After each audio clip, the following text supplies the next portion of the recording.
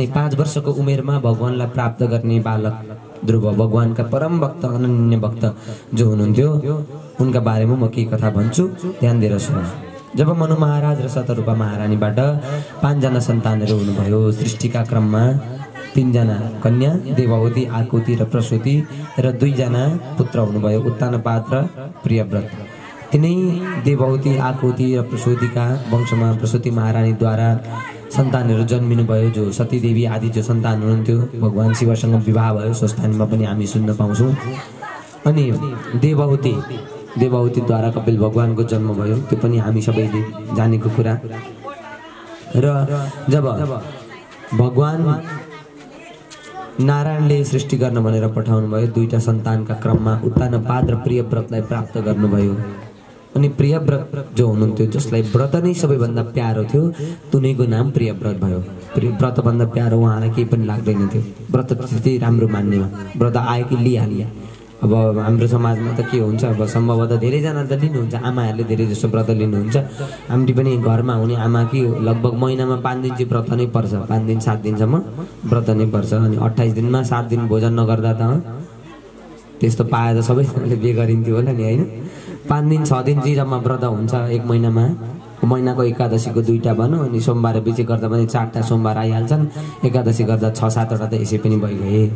त व्रत नै जसको प्यार हुन्छ, व्रत लिन पनि अब जान्नेन भने त्यसमा पनि धेरै समस्याहरू आउँछ। एकादशीका व्रतमा हामी के खाने के नखाने भन्ने कुराहरू जानेका हुँदैनौँ। अरू व्रतमा के गर्नुपर्छ भन्ने कुरा पनि हामीलाई धेरैलाई ज्ञान हुँदैन। हाम्रा पुर्खाले चलाउँदै लिएर आए, एकादशीको दिन मकैको चामल खाने, गहुँको रोटी खाने भनेर लिएर आएको छ। अब अरू अन्य नै व्रत छ भने पनि के चाहिँ खान मिल्यो त? स्याउ, सुन्तला, फलारहरू जे पनि सबै व्रतमा चल्छ फलार। तर एकादशीका व्रतमा चाहिँ अन्नको परित्याग गर्ने हो, अरू कुराको समस्या भएन। सिधो नुन तपाईँले खान पाउनुभयो, अन्नलाई चाहिँ विशेष एकादशीमा बार्नुपर्छ भन्छ। किन त अब वैज्ञानिक कारणले पनि किन चाहिँ अन्न 15 दिनमा एकपल्ट नखानु त? साइन्सले पनि के भन्छ भने हामीले 15 दिनसम्म खाएका जति पनि अन्नहरू हुन्छन् हाम्रो शरीरले ग्रहण गरेका, त्यसमा भएका विकारहरू जब निक्लिएर बसेको हुन्छन्, भित्र पनि एउटा कीटाणु निक्लेको हुन्छ। हो, एक दिन भोजन नगर्दा 15 दिनमा एक दिन भोजन नगर्दा त्यो पेटमा भएका कीटाणुहरूलाई भोकै राख्यो भने ती कीटाणुहरूले एक आपसमा झगडा गरेर एकले अर्कालाई खाएर उनीहरू नष्ट भएर जान्छन्। त्यही कारण अन्न 15 दिनमा एकपल्ट नखानु भन्छ स्वास्थ्य विज्ञानले पनि। अब हाम्रो पनि धार्मिक शास्त्रद्वारा एकादशीको व्रत चाहिँ नित्य लिनुपर्छ है। जस्तै अवस्थामा पनि एकादशीको व्रत लिने भन्ने परम्परा छ। अब कसरी लिने त? फुल आहार फलाहार गर्ने पनि धेरैवटा विधान छन्, विधि छन्। कस्तो विधान?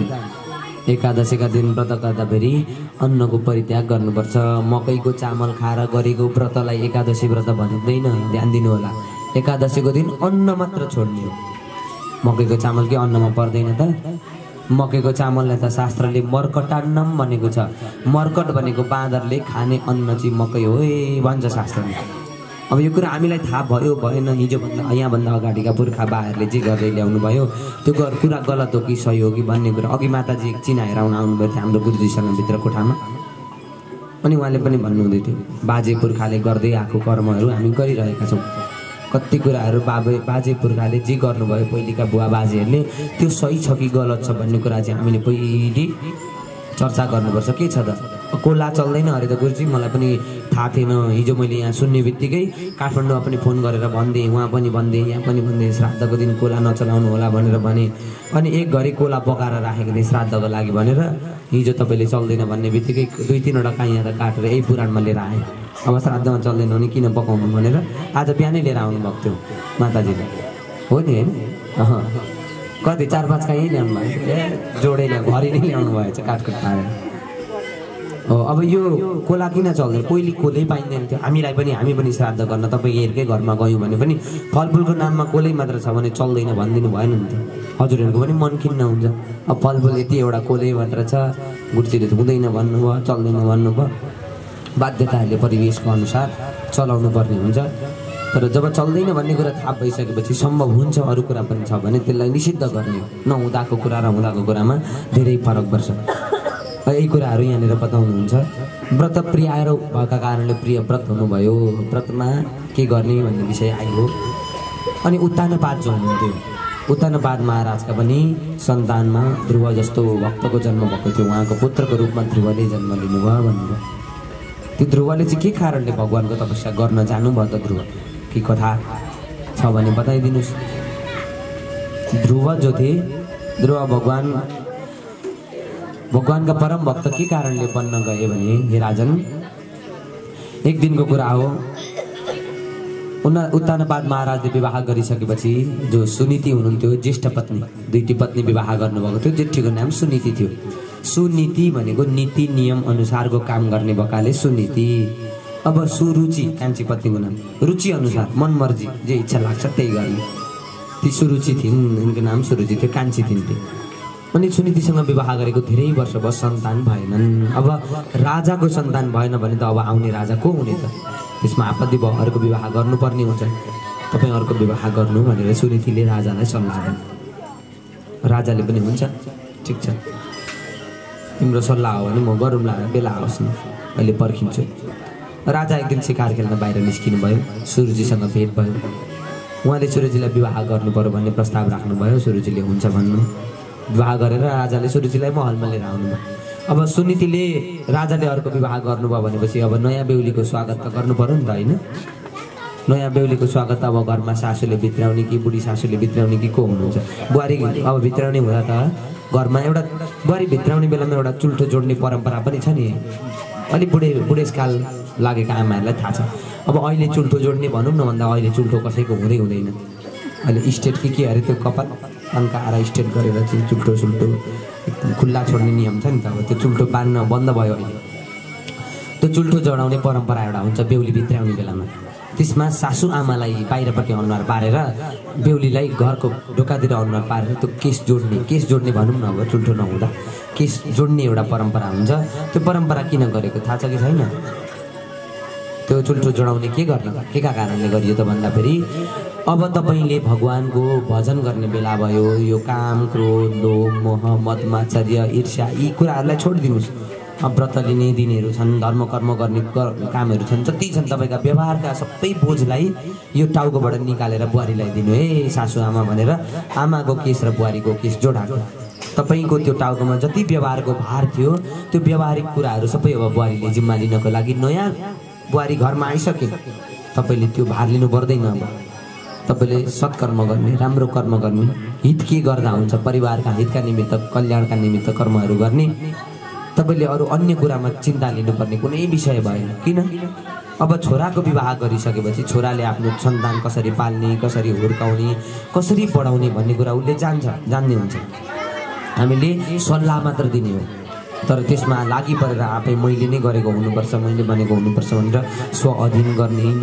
त्यही कारणले गर्दा व्यावहारिक पाटोबाट तपाईँ अब विश्राम लिनु भनेर चाहिँ त्यो बुहारीलाई जिम्मा भार लगाएको सबै व्यवहारका कुराहरू। अब बुवालाई पनि अब छोराको विवाह गरिसकेपछि सबै व्यवहार छोरालाई दिँदा हुने हो। तर अब 80 वर्षसम्म पनि जनैमा चाबी झुन्डाउँछौँ हामी चाहिँ। फेरि लोभ मद मात्सर्यले छोड्दैन। दिने त भन्छु, नदिने होइन। वृद्ध अवस्थालाई आफ्नो लागि पनि सञ्चय गरेर चाहिँ राख्ने हो केही न केही। तर त्यसमै लोभ मद मात्सर्य बनाउने होइन। त्यसको पनि छ नि त। यहाँसम्म चाहिँ यतिसम्म चाहिँ हामीले गर्दा हुन्छ है। यति चाहिँ हामीलाई पछि गएर सम्पत्तिको पनि आवश्यक पर्छ, यति चाहिँ राख्नुपर्छ भनेर जिउने राखिएन भने त फेरि लास्टमा अवर परिन्छ। अन्तिममा गएर राख्नु पनि पर्छ, सम्पत्ति पनि सञ्चय गर्नुपर्छ। तर कहाँ गर्ने, कति बेला गर्ने भन्ने विषय चाहिँ जान्नुपर्छ भनेर यहाँ बताउनु भयो। जब त्यो चुल्ठो जोडाउने परम्परा अनुसार बुहारीको हातमा सबै घरको जिम्मा आइसकेपछि घरभित्रको काम सबै बुहारीले नै गर्नुपर्ने हुन्छ। अब घरको बुहारी भनेको त्यहाँ राजाको पत्नी सुनीति नै मात्र हुनुहुन्थ्यो। उत्तानपादका महलमा सुरुचिलाई भित्र्याएर लिएर आउँदाखेरि सुनीतिले आरती गर्नु पर्यो नयाँ बेहुलीको भनेर आरती बनाएर लिएर जानुभएको। कान्छी पत्नी जो आउँदै हुनुहुन्थ्यो उहाँले प्रश्न गर्नुभयो, उहाँ चाहिँ को हो? म मेरो ज्येष्ठ पत्नी हो भनेर राजा उत्तानपादले भन्ने बित्तिकै ती कान्छी पत्नीले के भन्नुभयो भने, या त उहाँ यो घरबाट बाहिर निक्लिनु पर्यो अनि मात्र म भित्रिन्छु, यदि उहाँ यो घरमा बस्नुहुन्छ भने म तपाईँसँग विवाह गरेर यो महलमा म भित्रिन्न भनेर सुरुचिले त्यो नियम राखिसकेपछि ल ठिक छ, म उनलाई महलबाट निकालेर कतै राख्ने व्यवस्था गर्छु भनेर राजाले सुरुचिलाई भित्र्याउनु भयो। र ज्येष्ठ पत्नी जो हुनुहुन्थ्यो सुनीतिलाई जङ्गलमा एउटा आश्रम बनाइदिनु भयो र त्यही आश्रममा गएर बस्न भनेर त्यो आश्रम जिम्मा लगाइदिनु भयो सुनीति। अब सुनीतिलाई कुनै दुःख मनाउँथिन। अब उनी नीति नियम अनुसार कर्म गर्ने भयो कि उहाँ जे कर्म गर्दा पनि शास्त्र सम्मत नीति सम्मत कुरा मात्र गर्नुहुन्थ्यो, त्यो कर्म पनि त्यही गर्नुहुन्थ्यो। अब यता सुरुचि मातासँग राजा उत्तानपाद बस्दै जानुभयो। एक दिन शिकार खेल्ने क्रममा जङ्गल जानुभएको, ठुलो पानी पर्यो, वर्षा भयो र कतै बास बस्नु पर्यो भनेर जाने क्रममा त्यही सुनीतिकै आश्रममा पुग्नुभयो राजा र त्यो रात्रि त्यही बास बस्नुभयो। आफ्नो ज्येष्ठ पत्नीसँग धेरै समयपछि भेट मिलन भयो। अब आश्रय लिनको लागि यही ठिक छ ठाउँ भनेर त्यो पानी परेको बेलामा घोर वर्षा भएका बेलामा आफ्नै पत्नीसँग ज्येष्ठ पत्नीको आश्रममा गएर बस्नुभयो राजा। भोलिपल्ट त्यहाँबाट आउनुभयो आफ्नो महलतिर। त्यो राजा त्यो रात्रि त्यहाँ बसेको समयमा सुनीति पनि गर्भवती भइछिन्। अब सन्तान नभएका कारणले दोस्रो विवाह गर्नु भनेको थियो। दोस्रो विवाह गरेपछि ज्येष्ठ पत्नी पनि गर्भवती भइन्। कसैको ग्रह त्यस्तै हुन्छ, अर्को सौताको ग्रह नपरुन्जेलसम्म सन्तान नहुने पनि हुन्छ। त्यस्तो कता कता हुन्छ, एक दुई ठाउँ मैले पनि देखेको छु, जानेको छु। त्यस्तो अवस्था भयो। अब यता सुनीति पनि गर्भवती भइन्, उता सुरुचिका पनि सन्तान जन्मिएपछि उत्तम नाम हुन गयो उनको। यता सुनीतिको पनि समयकाल बित्दै गयो, सन्तान जन्मियो, ध्रुव नाम राखिन् उनले। अब जङ्गलमै बस्थिन्, आश्रम जङ्गलमै थियो। वरिपरि ऋषिहरू बस्नुहुन्थ्यो, ऋषि मुनिहरू, ऋषि पत्नीहरूका, ऋषिका जो पुत्रहरू हुनुहुन्थ्यो, ऋषि कुमारहरू, उनीसँग खेल्दै खेल्दै ध्रुव पनि एक दिन महलमा पुग्नुभयो, राजाका महलमा, उत्तानपादका महलमा, आफ्नै बुवाका महलमा पुग्नुभयो। अब राजाका ऋषिका कुमारहरू आउनुभयो, ऋषिका पुत्रहरू, ब्राह्मण देवताहरू आउनुभयो भनेर राजाले सबै ऋषि कुमारको चरण प्रक्षालन गर्न लाग्नुभयो, गोडा धुन लाग्नुभयो। यता ध्रुवले मान्नु भएन, म त ऋषिको पुत्र होइन, म गोडा धुवाउँदिनँ तपाईँलाई भन्नुभयो ध्रुवले। त तपाईँ को हुनुहुन्छ त, तपाईँका बुवाको नाम के हो भने ध्रुवलाई बुवाको नाम अहिलेसम्म आमाले भन्नुभएको रहेनछ। ध्रुवले भन्न सकेनन्, उनलाई चिन्ता भयो मनमा, बुवाको नाम के हो, मैले आजसम्म आमालाई सोधेको छुइनँ, न मेरो बुवा घरमा हुनुहुन्छ।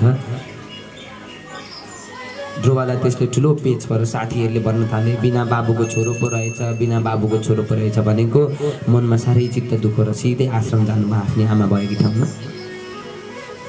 उहाँ गएर भन्नुभयो, आमा आज यसरी यसरी म राजाको महलमा पुगेँ, राजाले बुवाको नाम के हो भनेर सोद्धा मैले भन्न सकिनँ। मेरो बुवाको नाम अब तपाईँलाई पक्कै पनि थाहा छ आमा, को हो मेरो बुवा, मेरो बुवाको नाम के हो। सुनीतिसँग जब यसरी राजाले सोध्नुभयो, ध्रुवले सोध्नुभयो, ध्रुवलाई भन्नुभयो माताले, तिम्रो बुवा यही देशका, हाम्रा देशका राजा उत्तानपाद हुन् नानी, म यही देशको राजाको ज्येष्ठ पत्नी हुँ, जेठी रानी म भनेर सुनीतिले सबै परिचय गराउनु भयो। ध्रुव छक्क पर्यो। त तपाईँ किन यहाँ आएर बस्नु भएन, जङ्गलमा आएर बस्नुको कारण के? अब यो प्रश्न गरिसकेपछि माताले सबै कुरा भनिरहनु जरुरी छैन बाबु, यति बुझ तिमी यो राजाको, यही देशको राजाको छोरा हो। अब ध्रुवलाई यो कुरा जसै थाहा भयो, ऋषि कुमारहरूलाई गएर भन्नुभयो कि म त यही देशको राजा उत्तानपादको छोरा हुँ भनेर भन्ने बित्तिकै फेरि भोलिपल्ट पर्सिपल्ट खेल्ने जाने क्रममा ऋषिहरूले पनि राजालाई यो कुरा भनेछन् र ध्रुव पनि महलमा प्रवेश गर्नुभएको थियो, पुग्नुभएको थियो। मेरो सन्तान रहेछ नि, सुनीतिका गर्भबाट जन्मेका मेरा बच्चा, मेरा बाबु, मेरो नानी भनेर ध्रुवलाई काखमा राख्नुभयो राजाले उत्तानपाद।